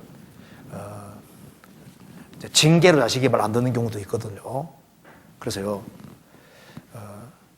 시부모나 그 친정 부모나 부모님에게 잘하면요 좋은데, 그렇지 않은 경우는 징계가 자식에게 내려오는 경우가 많습니다. 자기가 대봤거든요. 그래서 자식이 말을 너무 안 들으면 내가 부모에게 어떻게 했는가, 그걸 잘 생각해 보면은 내가 지금부터라도 내가 부모에게 잘해야 되겠구나. 그래서 자녀가 말 안 듣는다 싶으면요, 부모에게 더 다정하게 대하고 부모에게 더 잘하고 내 태도와 마음을 완전히 바꿔야 됩니다. 그러면 주님께서 자녀에게 지혜를 주시거든요. 부모가 자기 시댁이나 친정 부모에게 잘못함으로써 잘못해서 기도가 막히는 경우가 있습니다. 그리고 주님이 자녀도 주님이 은혜를 내려주셔야지 얘가 뭐 깨달아 가거든요. 예. 이렇게 지혜를 딱 막아뒀을 수도 있거든요. 그런 경우는 이제 때가 되면 그건 징계는 없어지면 또 애가 또 제자리에 들어오고 이렇게 될 수 있어요.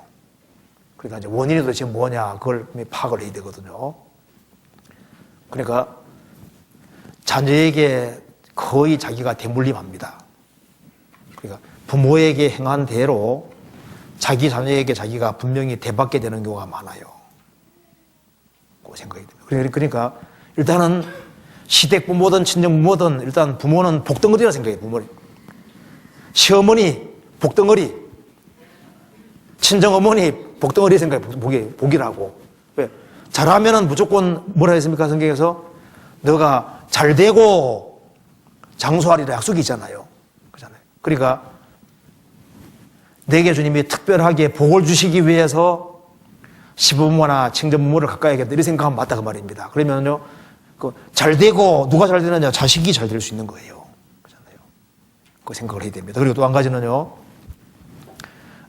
여기 이제 대화 부족과 단절로 마음이 다쳐서 부모를 골탕 먹이라고 일부러 애가 격기로 하는 경우가 그러니까 어릴 때 막 잔소리를 너무 많이 들었다든가 너무 이렇게 뭔가 학대당했다든가 그런 것이 있고 하면요 조금 지나가지는 반응 뭔가 이렇게 마음의 반항을 가질 수 있어요. 그러면 일부러 말을 안 듣고 이렇게 하는 애가 있을 수 있거든요. 그런데 걱정할 것은 없는 것은 그럴 때일수록 여호와를 기쁘시게 해요.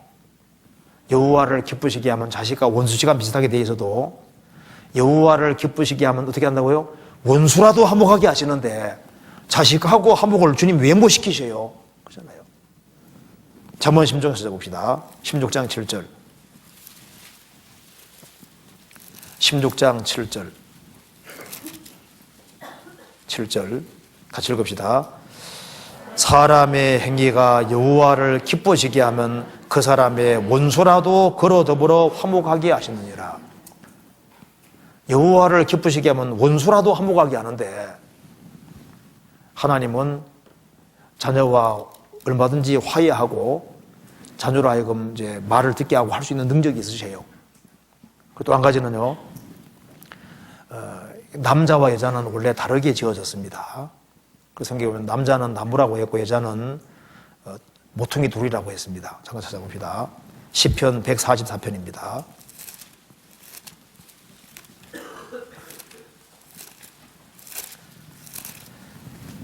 144편 12절.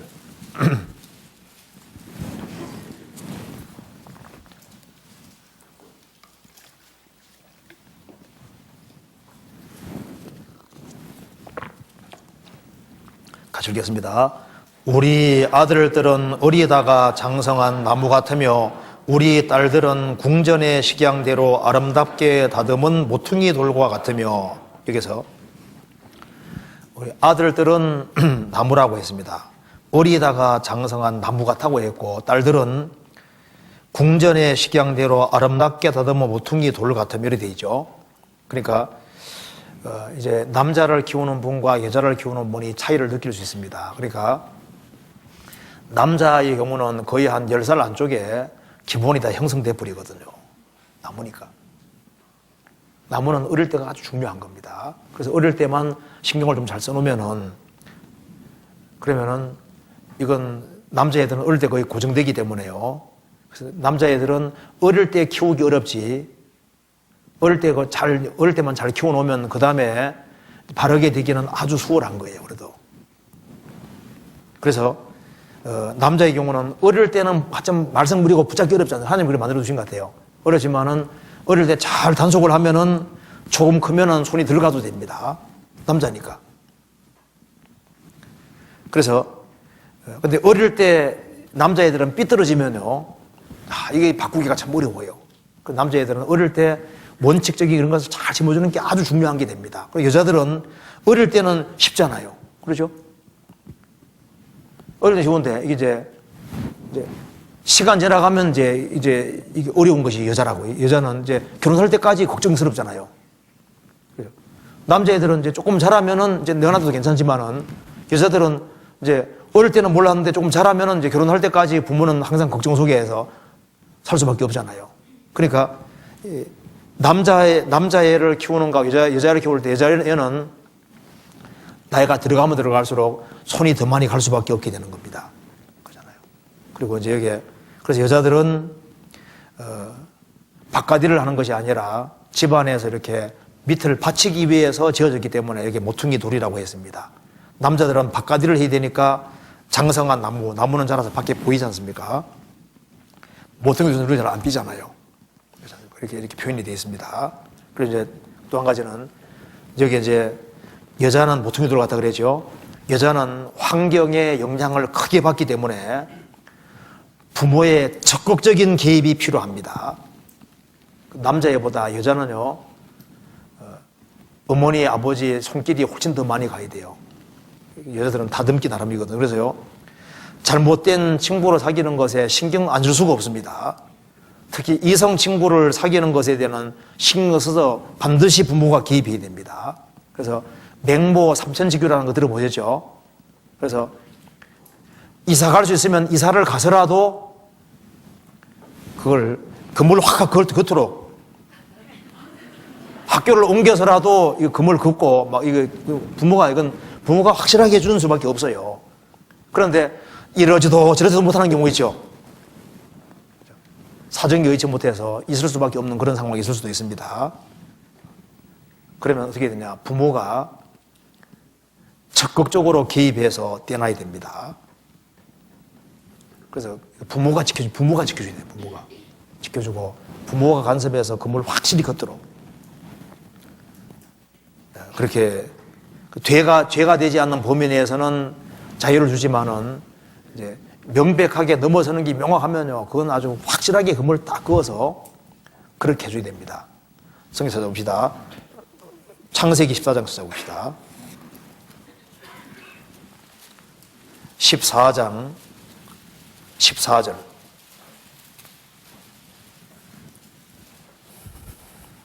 14절. 아브라함이 그 조카의 사로잡혔음을 듣고 집에서 길리고 연습한 자 318인을 거느리고 단가 쫓아가서 그 가신을 나누어 밤을 타서 그들을 쳐서 파하고 다메섹 좌편 호박가 쫓아가서 모든 빼앗겼던 재물과 자기 조카 롯과 그 재물과 또 부녀와 인민을 다 찾아왔더라. 이 아브라함에게서 조카 롯은 아들과 마찬가지인 거예요. 근데 전쟁통에 잡혀갔거든요. 그러니까 단은 이스라엘 최북단인데 기어코 쫓아가서 어떻게 했습니까? 스스로 빠져나올 힘이 없으니까 쫓아가서 조카 롯을 데려왔잖아요. 사자는 다윗은 자기 양새끼가 뺏기는 어떻게 됐습니까? 쫓아가서 사자를 쳐서라도 뺏어왔잖아요. 우리 자녀에게도 마찬가지거든요. 이송교제 하는 일이 있으면요, 그거는 쫓아가가지고 부모가 건물을 확 그어서 파토 놓는단 말 들어보죠. 파토. 그냥 싹 그냥 있잖아요. 그렇게 해야 됩니다. 그렇게 할 수 있거든요. 그래서 안 되는 건 절대 안 되는 거니까. 그래서 그 명확한 것에 대해서는 확실하게 건물을 걷도록 이렇게. 그래서 한쪽으로는 매를 때리고 이제 한쪽으로는 이렇게 안아주는 식으로. 그래서 부모에게 주님이 권위를 주셨습니다. 그래서 이게 명확한 애가 잘못되는 것이 명확할 때는 일단은 뜯고 치는 것이 부모가 할 일인 거예요. 잖아요.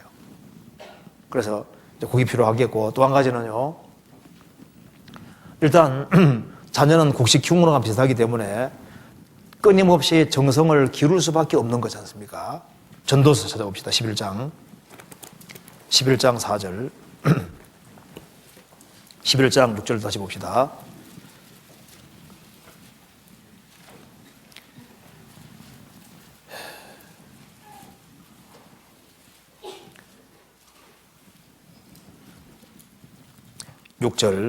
너는 아침에 씨를 뿌리고 저녁에도 손을 거두지 말라. 이것은 끊임없이 관심을 기울이란 말입니다. 이것이 잘 될런지 저것이 잘 될런지 혹 둘이 잘 될런지 알지 못함이니라. 자녀를 둘 키운다면은 이 자식이 잘 될지 저것이 잘 될지 둘 다 잘 될지 모르잖아요. 그러니까 일단 부모가 할 일은 끊임없이 관심을 기울여주는 겁니다. 뒤바뀌게 될 수도 있고 언제 들을지 모르는 것이니까 일단 결과를 모르기 때문에 끊임없이 관심을 기울일 것을 말씀했습니다. 그래서요, 이제 일단 편지라는 것이 사람 마음속에 영향을 많이 주기 때문에 이제 애가 이제 이렇게 말썽을 부리기 시작한다 그러면은 부모가 이 글이라는 것이 영향을 상당히 크게 미치거든요. 그렇기 때문에 지속적으로 이 편지를 자꾸 써주는 게 좋은데요. 그리고 메일 같은 걸 보내줄 때도 길게 써주면 안 읽어요. 대충 읽으니까 한 번에 딱 받을 때 딱 눈에 보이게끔 짧게 이렇게 보내는 식으로 이렇게 해가지고 할 수 있잖아요. 어쨌든 간에 야, 우리 부모가 나에 대해서 관심을 가지고 있구나. 근데 그 메일 속에 막 지적만 하는 식으로 쓰지 말고 그 이제 그 애에게 필요한 것들을 좋은 것들을 이제 이렇게 자꾸 써주고 편지도 쓰고 혹시 이렇게 메일 같은 것이 있으면은 이렇게 핸드폰 같은 게 있으면 거기다가 쓰되 길게 장황하게 쓰면은 읽은 것처럼 보이지만 자세히 안 읽은 애들이 있거든요. 그러니까 아주 짧게 간단하게 쓰고 또 이어서 간단하게 쓰고 이렇게 하면 볼 수 있으니까 그렇게 하든지 어쨌든 간에 관심을 가질 수 있도록 그렇게 하는 것이 필요하겠습니다. 그리고 명백한 죄에 대해서는 내가 얼마나 무서운지에 대해서 분명히 알게 됩니다. 그리고 행동으로 보이고 잔소리는 작은 문제에 대해서는 잔소리를 늘어놓지 않는 것이 좋은 거예요. 그래서 명확한 원칙을 어기지 않는 한에서는 다른 것에 대해서는 자율성을 좀 인정해 주는 게 좋거든요. 왜? 숨이 막히면 안 되거든요. 자녀도 인격이고 사람이기 때문에 이렇게 숨이 막히게끔 막 통제하는 식으로 하는 건 합당하지 않고 근본 원칙은 가지고 있고 원칙을 어기지 않는 한에는 상당한 자율성을 주는 게 좋거든요. 근데 이제 원칙을 어길 경우는 원칙은 반드시 세워야 되는 거니까 당장 안 고치더라도 원칙은 우리 부모님은 정확한 원칙 가지고 있다는 것을 항상 가질 수 있도록. 그래서 관심은 행동과 이제 격려하는 말로 되는 잔소리로는 안 되거든요. 잔소리를 들으면요, 왕왕왕왕 해가지고 이게 애가 하나도 안 들려요. 진짜 안 들려요. 이제 그렇게 하는 게 좋겠고, 그리고 등교할 때는 잔소리를 좀 안 하는 게 좋겠죠. 그죠? 그렇게 좀 하면 좋겠고요. 그 다음에 이제 우리가 좀 시간 지나 보면 아는 것이 자녀는 부모가 하는 대로 하고 있다는 걸 자기도 모르게 알게 됩니다. 그건 느끼시죠? 나는 아버지처럼 안 할 거야 해도 시간 지나면 그 아버지의 그 아들입니다. 그 어머니의 그 딸이 되는 거예요. 그러니까 자녀가 과도기를 걸을지라도 결국은 비슷하게 되게 돼 있어요. 그래서 보면은 그 아버지, 어머니는 자녀의 유산이기 때문에 그 부모의 표현이 자녀입니다. 그래서 이제 부모가 이제 훌륭하면 시간 지나면 자녀가 훌륭하게 되고 믿을 수도 있는 거예요. 그렇잖아요. 그러니까 나중에 이제 결혼할 때 보면은 장모 보면은 딸하고 비슷합니까? 안 합니까? 반대든가요? 비슷하든가요? 비슷하죠. 왜? 항상 보고 들었으니까. 그리고 그 아버지하고 아들하고 거의 비슷해요. 거의 비슷하게 따라가거든요. 그래서 부모가 자녀에게 유산이 되는 겁니다. 그러니까 실망하지 말고 꾸준히 부모로서 모범을 보이고 쭉 살아가면은 나중에 그 자녀는 부모님 뒤를 따르게 되고 꾸준하게 모범 보이면은 그대로 따라가게 돼 있는 거예요. 그래서 하나님을 경외하고 살아가는 모습을 보이고 이웃에게 선을 풀어주는 걸 보이고 어른에게 잘하는 모습을 계속 보이고 이렇게 하면 자녀가 그 뒤를 결국은 따라가게 돼 있습니다. 나중에는 그대로 됩니다. 그리고 아내가 남편에게 순종하는 모습을 보이고 가장에게 힘을 실어줘야 됩니다. 아버지에게 힘을 실어주는 게 아버지에게 힘이 있잖아요.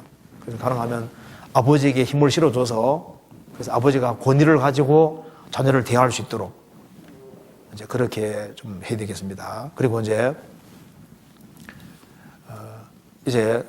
좀 애가 좀 말을 안 듣기 시작한다 싶으면은 그러면은 부모는 명확한 원칙을 어기지 않는 한에는 인격적인 관계로 서서 대화를 자꾸 해야 될 거 아니에요. 그렇지 않습니까? 그래서 대화할 수 있는 통로를 만들고 대화할 수 있는 거리를 만들고 애들이 어떤 속사정 같은 걸 자꾸 들어주고, 이제 들어주면은 애가 어떻게 하는지를 알 수 있지 않습니까? 파악이 정확히 되거든요. 그래서, 명확한 원칙을 어기지 않는 한에는 마음 터놓고 얘기할 수 있도록 이렇게 해서, 그래서 귀담아 잘 들어줄 수 있도록 이제 그렇게 하는 것이 꼭 필요하겠습니다. 그건 필요하거든요. 그래서 자녀를 완전하게 만들려고 생각하지 말고, 명확한 원칙을 어기지 않는 한에는 친구처럼 이렇게 될 수 있거든요. 부모에게는 서로 얘기할 수 있는 거니까. 이제 그렇게 해서, 그리고 이제 또 한 가지는요, 이 자녀를 키우는 데 있어서 이게 특수한 상황이 발생할 수 있기 때문에 자녀 교육에 대해 다양성이 좀 필요하거든요. 원칙은 있으나 세세한 건 차이 날 수밖에 없습니다. 그래서 어떤 자녀는 태생적으로 마음이 연약해요. 그런 아이는 매를 안 때려도 태생적으로 연약하니까 말로 충고해도 잘 먹혀 들어가고 그거로 족하거든요. 그런 데가 있습니다. 저는 매를 거의 잘 안 맞았어요. 많이 안 맞았습니다. 왜냐하면 매가 무서웠거든요. 일단 우리 아버지가 일단 무서우니까 일단은 뭐 어긴다는 것은 뭐 상상을 할 수가 없으니까 그러니까 매를 무섭게 생각했거든요. 그러니까 뭐 이제 감히 무슨 뭐 말씀을 어기고 이렇게 하는 건 뭐 생각을 못했죠. 이제 그러니까 이제 그런 경우도 있고 뭐 때리려면 때리시는 애도 되고 별애들이 다 있잖아요. 그래 다 똑같은 게 아니거든요. 그러니까 이제 심리 자체가 원래 좀 이렇게 불안한 심리를 가진 사람도 있고 연약한 심령 가진 사람도 있고 이제 여러 부류가 있는 거예요. 그래가지고 막 강성 중에도 초강성인 애도 있잖아요. 그런 애들은 잔소리만 해가지고 뭐 되는 게 없거든요. 그러니까 자녀마다 케이스가 다르기 때문에 명백한 죄에 대해서는요, 이제 유약한 마음이 원래 태생적으로 유약한 애들은 매를 그렇게 많이 심하게 안 때려도 매만 들기만 해도 두려워하잖아요. 그러면 말려도 잘 먹혀 들어가거든요. 바꾸려고 한다고요. 어떤 애들은요, 안 돼요. 그래서 그런 애들은 매를 좀 맞으면서 바꿀 수밖에 없는 거거든요. 그런 경우는 매를 아주 확실하게 드는 것이 필요한 겁니다. 그렇지 않습니까? 그리고 이제 어떤 아이는 정신적으로 좀 이렇게 불안정할 수가 있어요. 이제 그러면은 그 애가 좀 정적으로 안정된 시기가 올 때까지 딱 기다리고 있다가 그런 시기가 오면은 그때는 또 매를 때릴 수도 있거든요. 그러니까 이제 그 자녀 상황이 다 다르니까 상황을 잘 고려해서 그 주님이 주시는 지혜를 잘 얻는 것이 필요하겠습니다. 그리고 이제 어떤 사람 말합니다. 아이고, 자식이 막 너무너무 속을 속이니까 아이고, 저놈 자식 그냥 없으면 좋겠는데 이렇게 말하는 부모가 있는데 어떤 사람이 말합니다. 아이고, 나는 그런 자식이라도 하나 있으면 좋겠습니다. 얼마 전에 그렇게 말썽 부리던 자식이 죽고 나니까 야, 그런 자식이라도 정말 있었으면은 말썽을 그렇게 부려도 있는 게 훨씬 나았다 그 말입니다. 낫고 말고죠. 그러니까 일단 자녀가 여러 부류의 자녀가 있는데 그리스도인들은 실망할 필요 없어요. 하나님이 안 계시다면 실망해야 되지만 하나님이 계시지 않습니까? 계시기 때문에 하나님이 계시니까 여호와께서 집을 세우실 수 있는 능력이 있지 않습니까? 있으니까 실망하지 말고 자녀마다 케이스가 다 다르기 때문에 이 자녀가 어떤 상태에 속하느냐 그걸 아주 핵심 체크를 정확히 그래서 얘가 어느 부류에 속하느냐 그걸 다 체크를 잘하는 게 필요합니다. 그리고 가장 가까이 있는 부모가 제일 잘할 수 있거든요. 그런데 미처 모를 수 있으니까 교회 학교 교사 도움 받아서 이 자식은 이렇구나 저렇구나 그걸 잘 알 필요가 있는 거예요. 그렇게 해서 핵심 파악이 되고 하고 그리고 이제 얘가 잘못돼가는 문제가 뭐냐 그 파악을 정확히 해야 되거든요. 핵심 그걸 파악하는 게 필요하겠습니다. 그리고 이제 이렇게 애가 이제 문제를 주는 이런 애들이 발생하기 시작하니까 뭐가 필요한 걸 느낍니까? 야, 교회 학교가 정말 소중하구나. 느끼니까 이렇게 오셨잖아요. 그죠? 교회 학교가 중요하구나. 그래서, 우리 서울교회 교회 학교 선생님들이 정말 너무 수고를 하고, 그래서 너무 열심히 해주는 것에 대해서 너무 정말 저도 감사하게 생각합니다. 그래서 우리가 교회 학교 선생님들에 대해서 적극적으로 좀 밀어주고, 그리고 그 의견을 잘 수용해서 그래서 적극적으로 할 수 있도록 해주는 것 정말 필요하겠습니다. 그래서 이 교회 학교, 보통 학교에서는 이제 영혼 교육을 할 수가 없잖아요.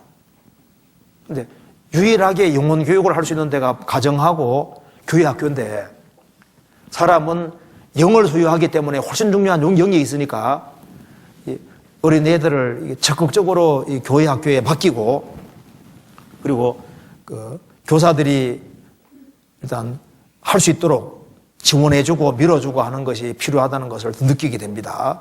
그래서 지금 교회 학교에서 이렇게 무슨 계획을 세우고 있고 이렇게 하면은 자녀를 적극적으로 맡기고 이제 그렇게 하고 지금 여기에 조금 문제가 생기기 시작하는 그런 애들은 교회에 적극적으로 나갈 수 있도록 더 이렇게 밀어주고 모임에 적극적으로 할 수 있도록 이렇게 해주고 그렇게 하는 것이 꼭 필요할 것 같아요. 그런 느끼시죠? 그리고 이사야 55장 찾아봅시다. 이사야 55장에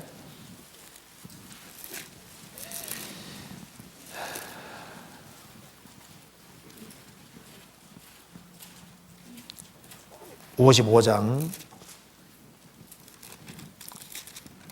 우리가 이것을 믿을 필요가 있습니다. 10절입니다.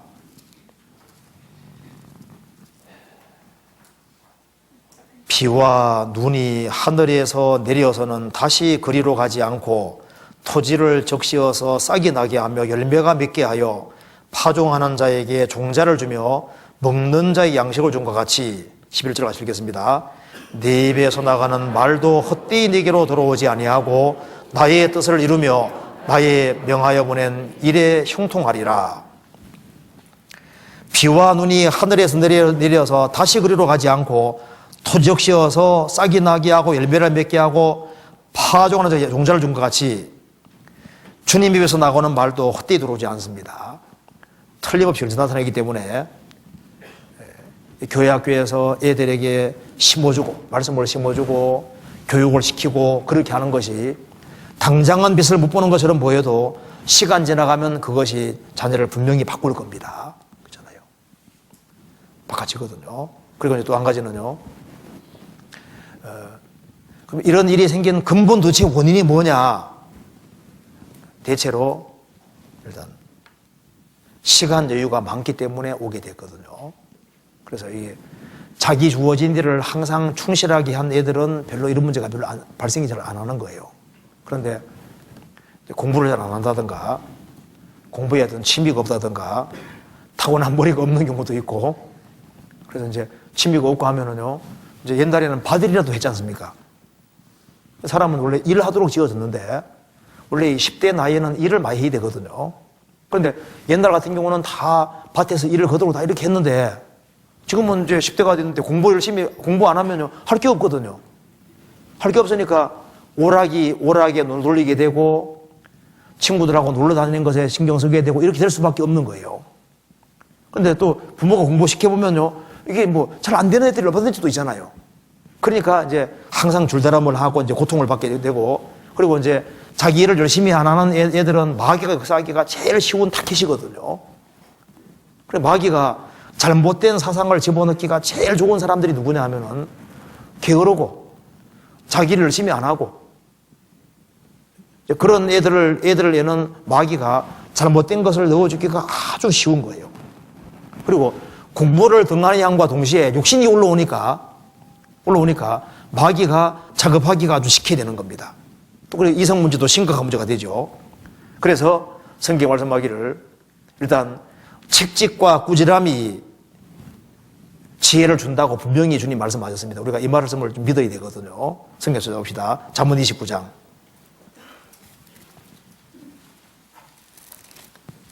(29장)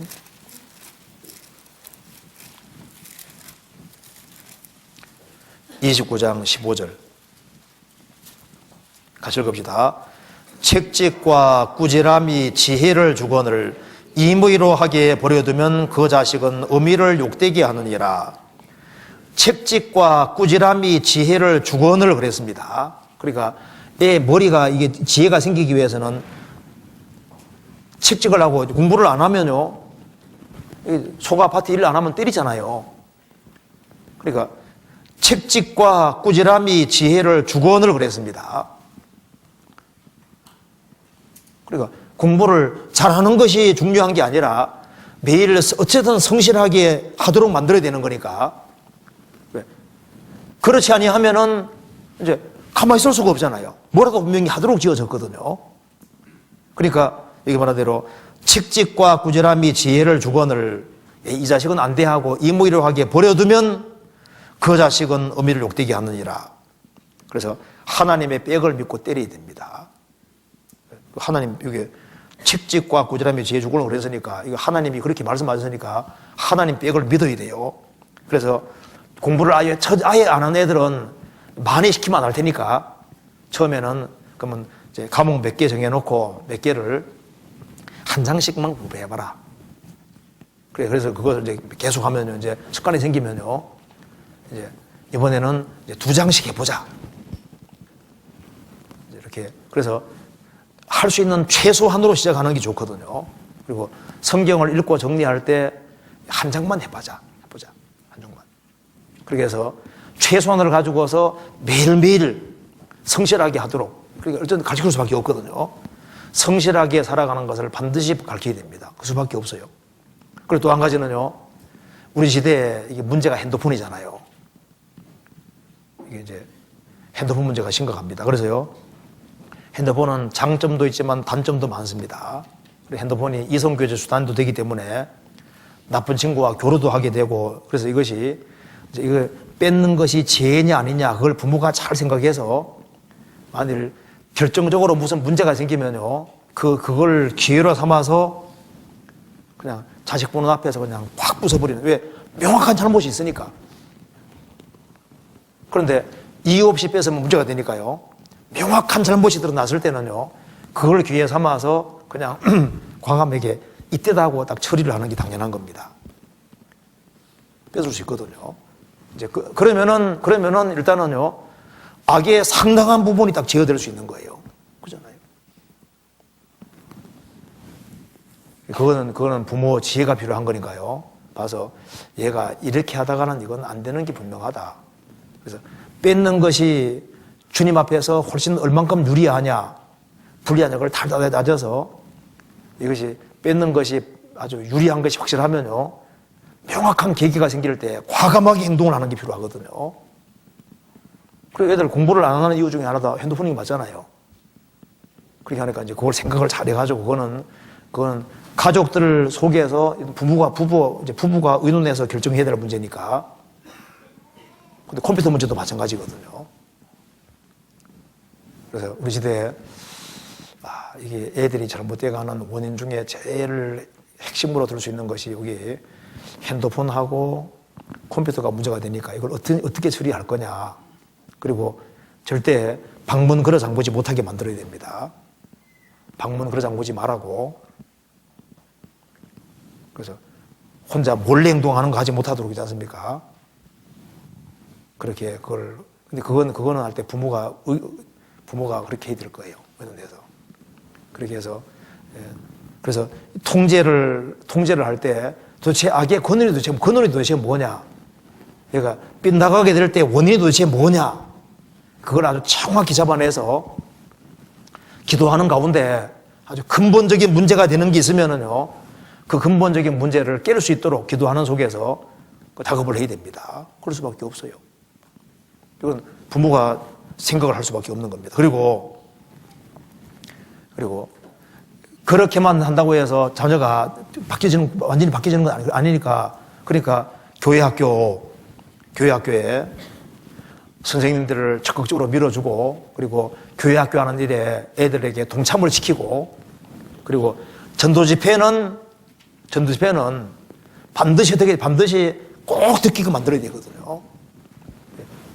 이 학생들에게 전도 집회는 가장 중요한 거거든요. 그리고 1년에 뭐 별로 없잖아요. 그러니까 애들은 전도 집회는 막 어떤 일이더라도 참석할 수 있도록, 어디 뭐 학원 못 가는 일을 할지라도 집회는 꼭 참석할 수 있도록 해야 되거든요. 그건 신경 꼭 써야 될 것 같습니다. 그래야만 나중에 후회를 안 하게 되는 겁니다. 그렇잖아요. 이제 그래서 자녀가 흔들리더라도 부모는 흔들리면 안 되거든요. 자녀가 어떻게 흔들리는 일이 할지라도 부모가 중심을 딱 잡고 있으면 따라오게 돼 있어요. 자녀가 흔들리기 때문에 부모까지 흔들흔들하면 안 됩니다. 자녀는 부모는 딱 버티고 서야 되는 거예요. 그래서 하나님 약속을 믿고, 그리고 의인의 자녀는 주님께서 도와준다고 말씀하셨으니 그걸 믿고 꾸준히 살아가는 게 필요한 겁니다. 시편 125편 보시겠습니다.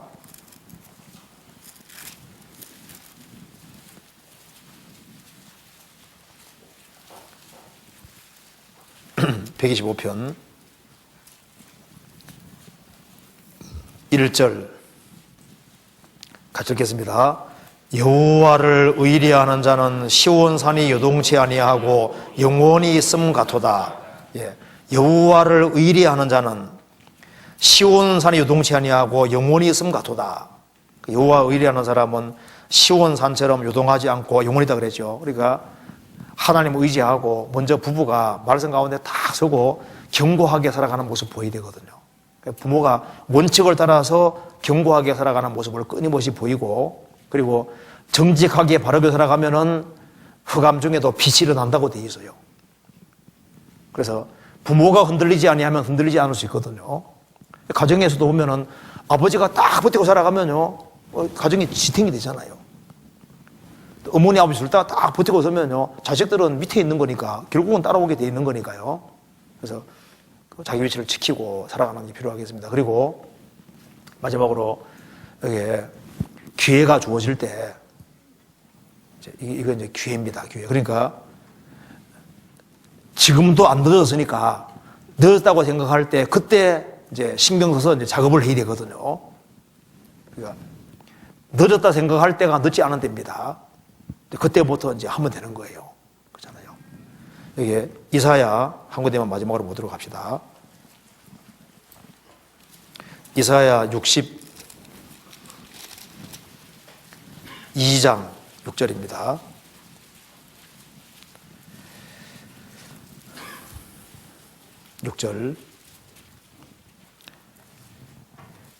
예루살렘이여, 내가 너의 성벽 위에 파수꾼을 세우고 그들로 종일 종야에 잠잠치 않게 하였느니라.